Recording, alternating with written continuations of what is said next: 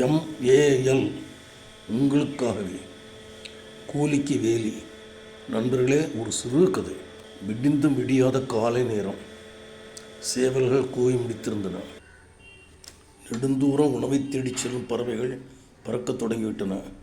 இரவு நேரம் மட்டுமே உணவை உண்ணும் பழவவ்வால்கள் தங்கள் வாழும் இடத்திற்கு திரும்பிக் கொண்டிருந்தன.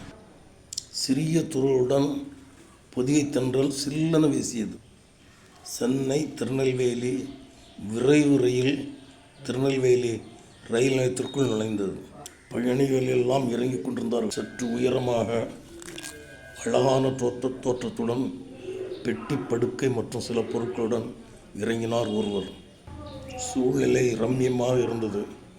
மனதிற்குள் சந்தோஷம்.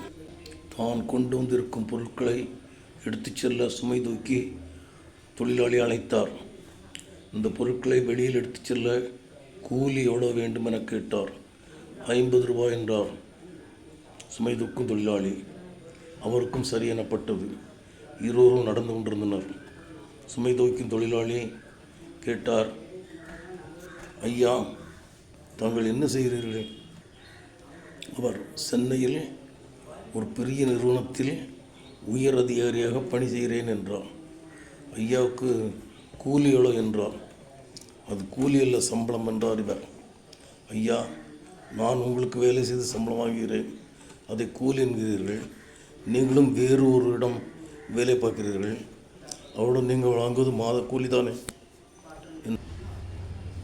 அவர் நெஞ்சுக்குள் அலை ஒன்று ஓங்கி அடித்தது. நிலைமையை புரிந்து கொண்டார். மனதில் உடனடி மாற்றம். உண்மைதான், நாம் இருவர் வாங்குவதும் சம்பளம்தான்.